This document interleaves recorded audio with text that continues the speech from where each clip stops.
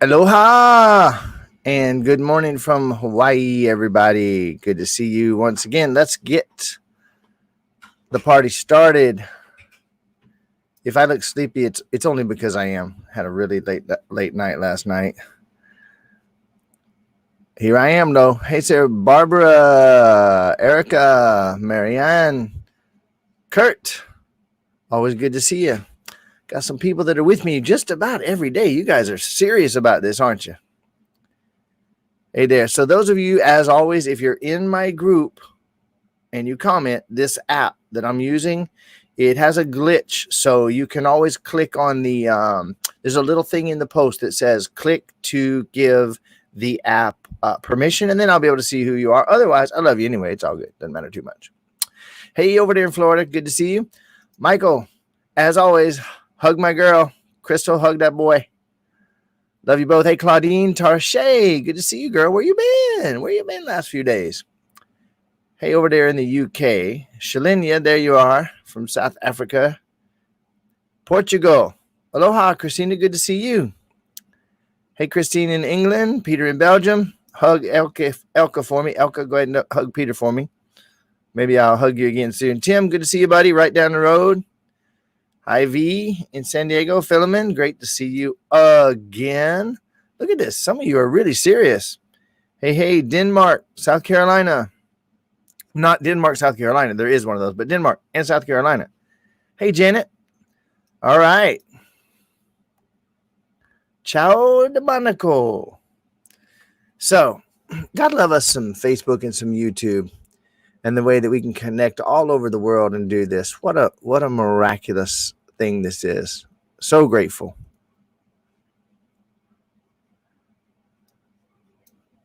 Look at that. See, it just works. It just works. I was helping somebody with that yesterday. In fact, she showed up a couple times with it. Aloha Dev, who just walked out of the office and into the kitchen.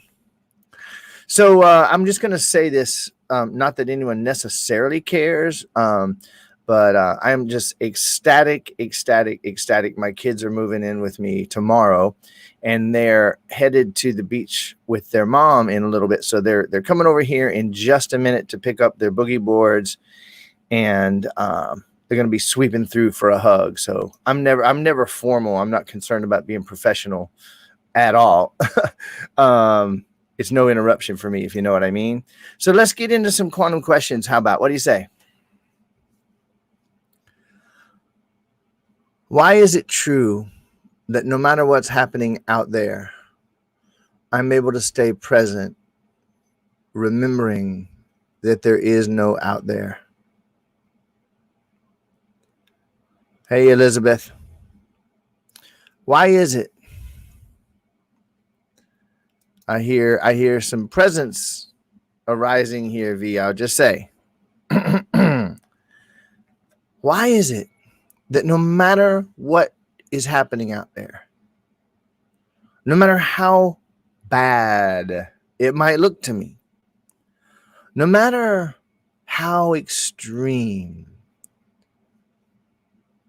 racial division, riots, trace acts, why is it that I fully accept the possibility that none of it is actually happening? And even in the physical realm where it really appears to be happening, it can literally all change in an instant when I release my resistance.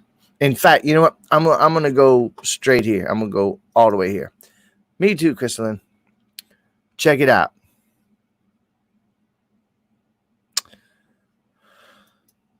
Okay.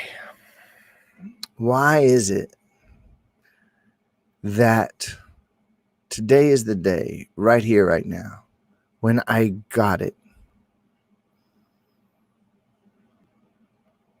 When I release all resistance, not some, not most, not even the vast majority. When I release all resistance to what is,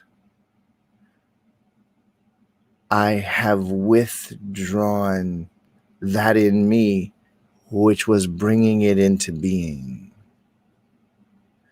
Why is this perhaps one of the most profound questions I could ever ask? And why did it make such an instant difference? And why did I realize I can ask this again and again? Why is it true that when I let go of all resistance to what is, I am letting go of that in me, which was bringing it into my experience? And the releasing of my resistance doesn't require releasing of any resistance. It just is a choice to return all of my attention to presence. I, in effect, retrieve all of my infinite creative power and energy from everything that I was making and reflecting, and I retrieve it back into my true self. And the mirror can change.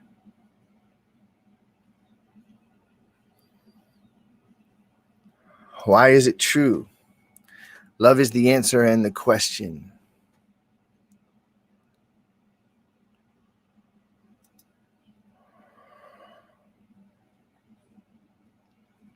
Why is it that my complacency is also perfect? Why is it I can grant myself a moment of complacency without making it wrong?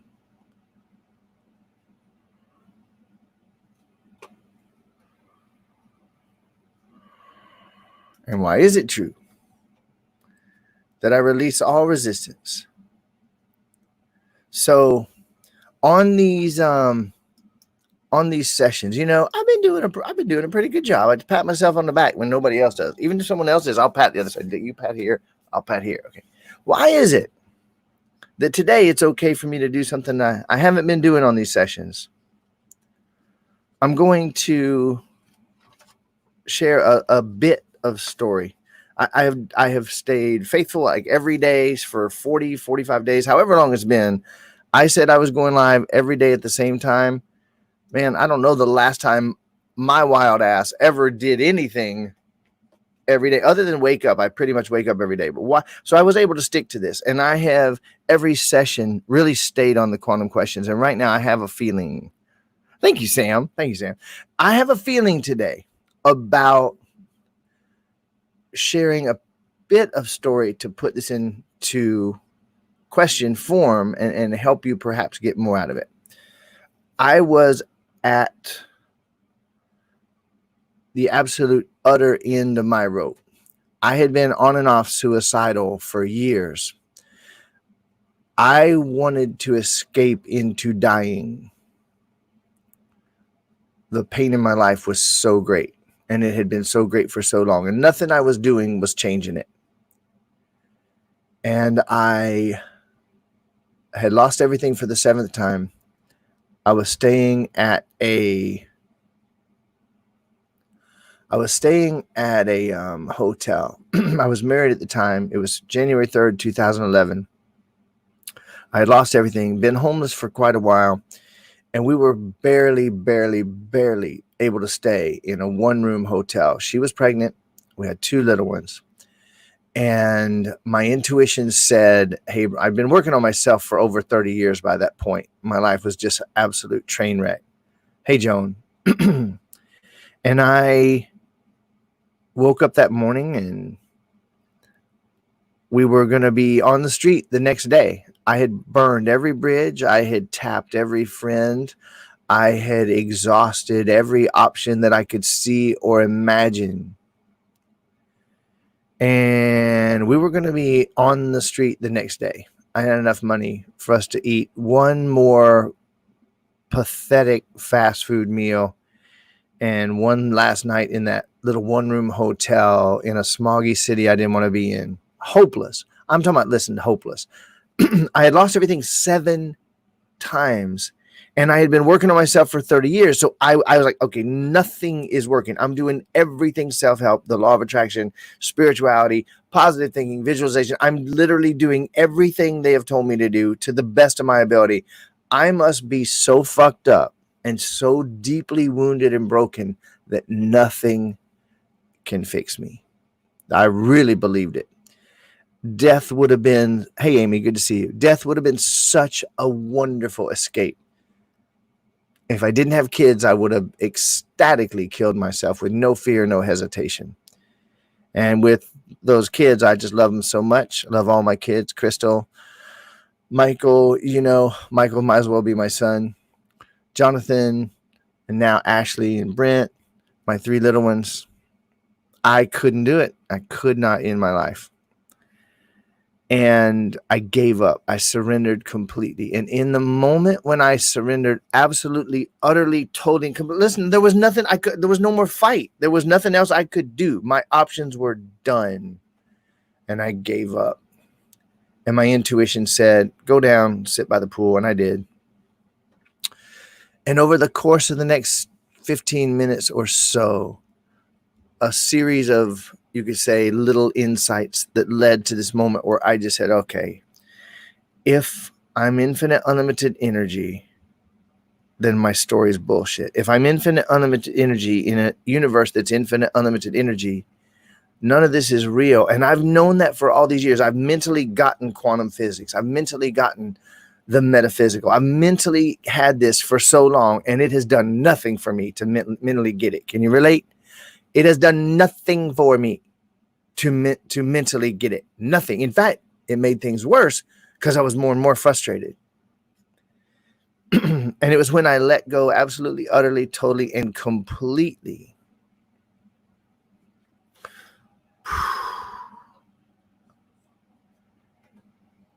I stepped out of the physical universe into infinite, unlimited energy in a state of infinite possibilities.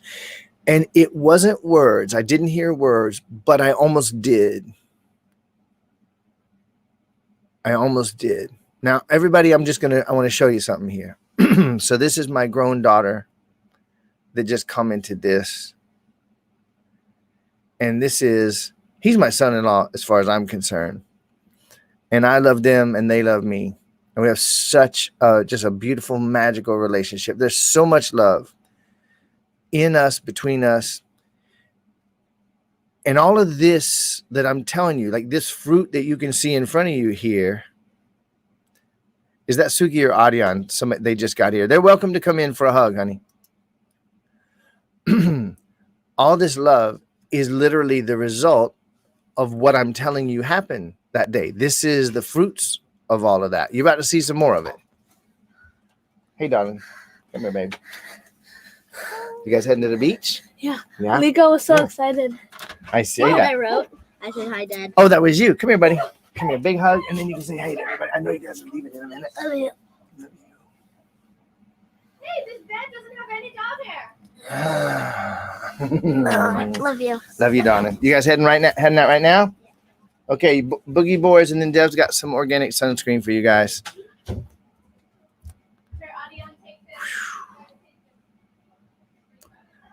All of that flowed from that moment when I surrendered. Nothing could make my point better. When I let go and I almost heard a voice and I had the experience of stepping into infinite, unlimited energy, the phrase that summarizes it, and I wrote this in my book, and I talk about it at every opportunity. When you release all of your resistance to what is, when you release all of your resistance to what is, then and only then are you totally free to be anywhere. Like literally, when you withdraw that last trace of resistance that you didn't know you had, that I don't like this. This is bad. This shouldn't be there. This is not fair. I hate this. Why is this still going on? Or even, well, I guess I have to tolerate it. They're all the same thing. And why is it that when I release the last trace of resistance, suddenly I'm completely back in infinite possibilities where anything and everything can completely change? Now I'm gonna rock on a little bit more with this, taking a little liberty here today. Love you guys.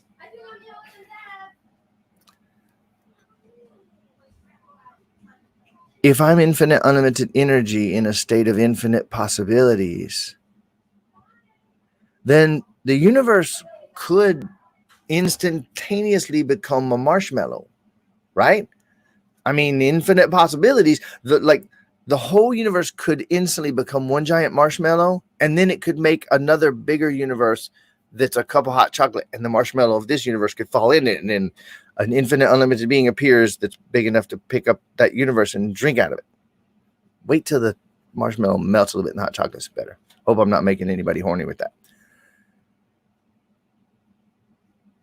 When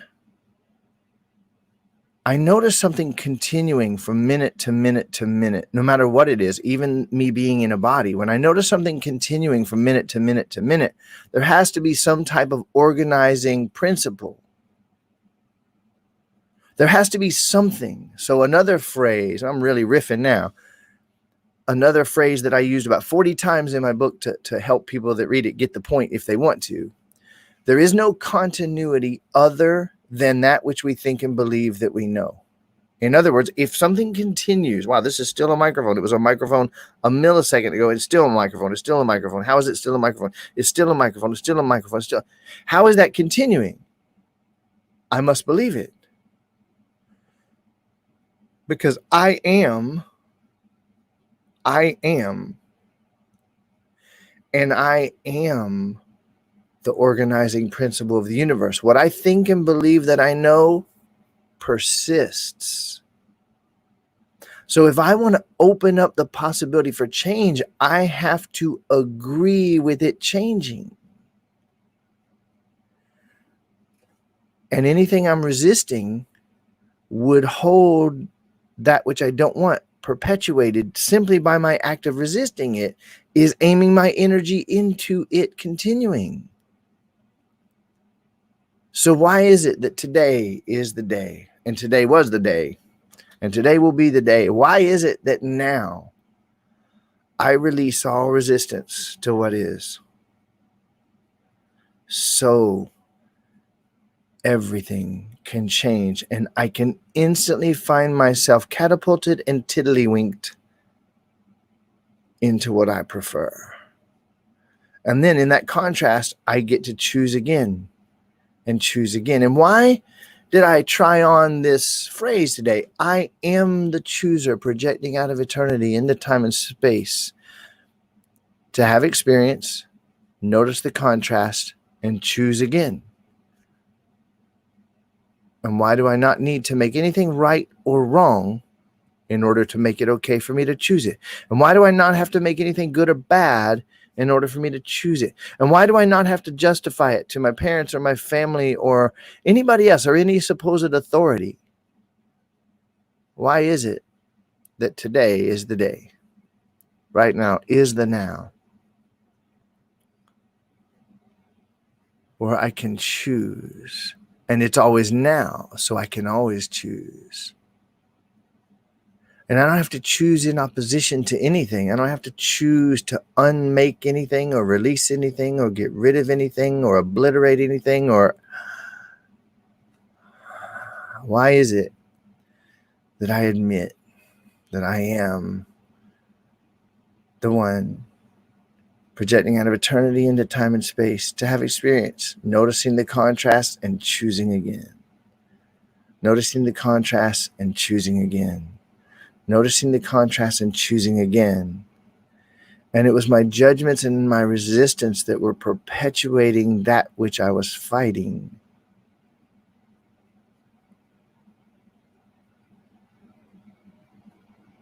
Why is it that Brian should come to the quantum question sessions half asleep more often?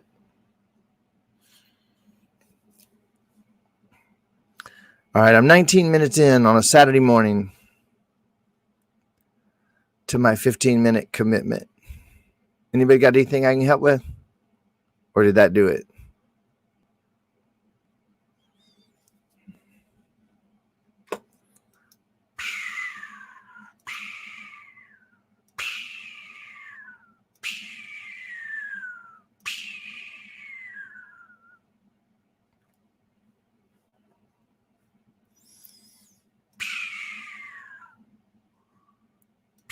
All right. I don't believe it for even a millisecond, Roxanne. I don't believe it for a millisecond. And not only that, I also know that you know better. But let's just see. Why is today the day that I realized? Okay. All right. Now I see your comment. Let me do this. Why is it? Okay, there's some more coming in. Why is it that today I admitted I don't need any help? I can always welcome help. I can always enjoy help. But telling myself that I need help makes me helpless and a victim. I'm gonna go a couple more minutes for those of you that want to. There's a couple comments that came in.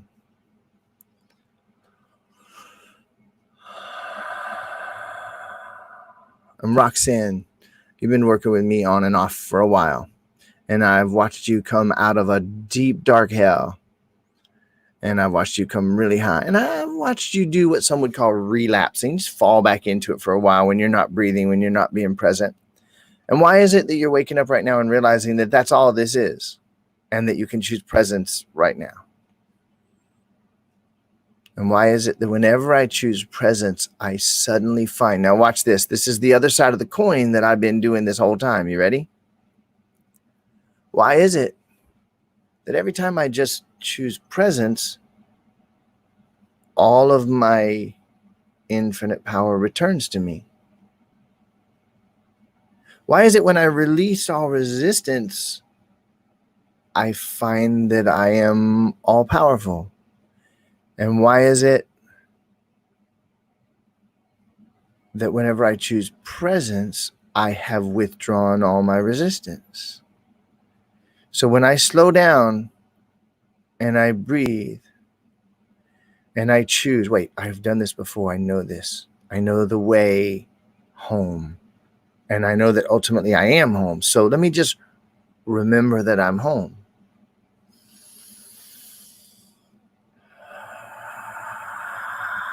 And I see that you got it, Roxanne, and you choose it right now and you got it. All right. One final question. Okay. One final thing. Here it is. Claudine, great to see you. Everybody read this and feel it for a moment, if you will. Everybody can relate. Not everybody agrees. Everybody can relate.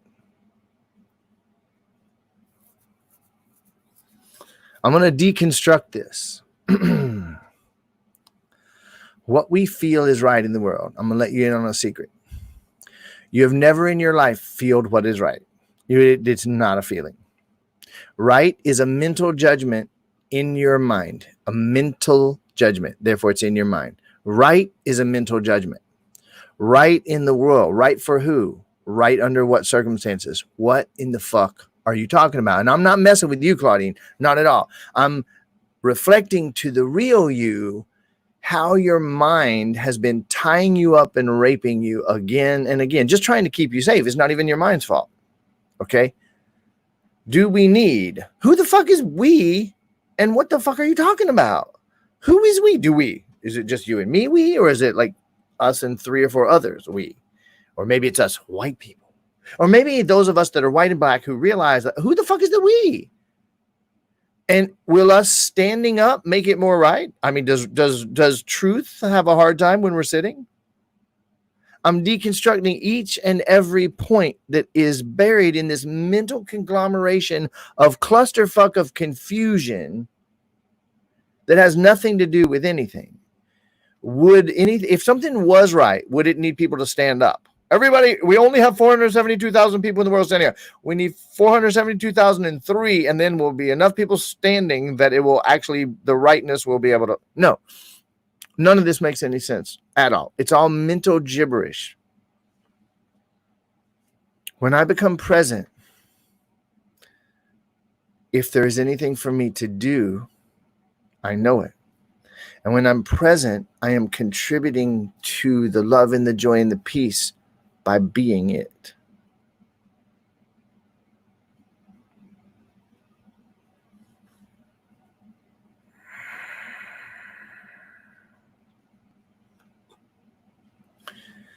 Carolina, you and I don't 100% agree on this, and I honor the truth in what you're saying, and you honor the truth in what I'm saying. You and I love each other. We'll share a hug again soon, I'm sure.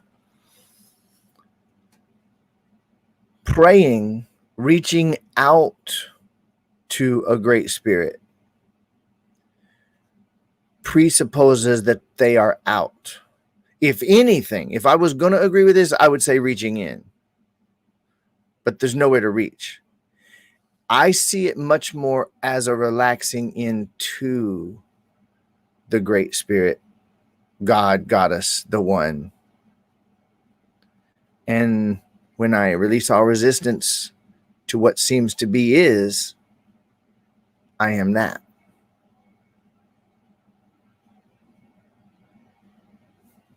We're in harmony. All right, 26 minutes out of my committed 15. I got a busy day, so I'm going to finish waking up. I'm going to get some stuff done. I am going to do my commercial for something free here. If you haven't, I'm going to recommend that you check out the page, globalinrising.com, globalinrising.com. If you haven't, I'm going to recommend that you do. If you have, I'm going to recommend you check it out again. Go watch that video and soak it up and see what happens for you. You can join a global movement that's free. It's 100% love-based, 100% love and infinite possibilities. There's nobody against or in opposition to anything or anyone. Free tools and approaches and audios and videos that you can use to actually master unmaking the matrix. Everything I've been talking about on this live. In a way, retreating, but not backing away from anything. It's actually returning to where you know there are no things. And now you're free again. And then I invite you, if you like what you find there, share it. Let's get the word out. The time has come. There are a lot of people out there with a lot of reach. There are Instagram people, YouTube people, people with 500,000 people on their email list. And you know what? Now, this is when I take the real total liberty here. Check this out. I have been, me too, David, I'm with you on that. All right. So those of you that want to hear me for one more minute, I'm done with the quantum questions and stuff. Hey, Lisa, listen, I am not really that popular in the self-help world. When there's millions of people and a couple thousand at the upper level of personal development, self-help, self-improvement, who just don't like me at all. I couldn't care less. I love them. It's wonderful. I'm not against anybody. My book is called Break Your Self-Help Addiction, which means that it's kind of like with the pharmaceutical industry. The pharmaceutical industry, it's not about making people wrong or bad. The pharmaceutical industry is largely like a pack of dogs. And they have this loving dog that just would never even hurt a flea. Well, it would hurt a flea, bite a flea, but it wouldn't hurt another dog or another puppy or bite a person.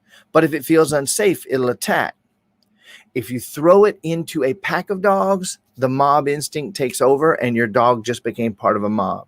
When you take a loving doctor, a loving human being, a loving infinite being, you throw them into the pharmaceutical industry, they align with the theme of profit and growth and perpetuation of the industry. So it becomes a mob. The self-help industry is no different. It unconsciously becomes a committed, devoted entity aimed at its own self-preservation. And the name of my book is Break Your Self-Help Addiction. All right.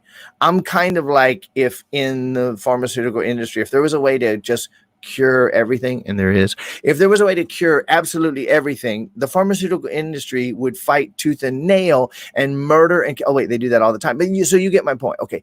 Don't think that the self-help industry is that different. I have seen many in that industry get very offended by me with no reason. And, oh, he's too weird. Oh, his hair is too long. Oh, he says fuck too many times. Is there a number of times you're supposed to say fuck? I never saw the manual. It was like, oh, 13 fucks in a half-hour period. Above that, it's too many fucks. All right. He doesn't wear a shirt. He's obviously, no respect for authority. Blah, blah, blah, blah, blah, blah, blah, blah, blah. Some of you are still listening, so I'm almost done here. I'm still going though. Lots and lots of people who share and interview and promote self-help authors won't touch me with a 10-foot condom. They're like, nope, not that guy. Keep him the fuck away from us. Scary. He's scary. And he's actually like really, he means it with infinite possibilities. He's not just saying it. He means it. So I'm knowing and feeling and sensing and seeing that the way for me to help the number of people that I want to help, which is everybody that wants it, is to get interviewed and be seen by people that don't view me as a competitor or a threat. The time to get Break Your Self-Help Addiction into the hands of millions of people, and the time to get Global INrising in front of millions of people while we still can, I propose is now. And you can help. Just don't think you're helping me. Do it for you if you feel it and you believe it. I know what you mean, Kimberly. I know exactly what you mean. Basically, if the self-help industry doesn't like me, that's a good sign. All right. So anyway, I'm not putting anybody down. I'm not criticizing anybody. I'm saying if you can help to get the Global INrising in front of one more person or 5 more people or 10,000 more people, or in front of one person that has access to 5 million people, let's do it. All right. I love you. I appreciate you. I am you. Thank you, Haley. See you all tomorrow. Aloha.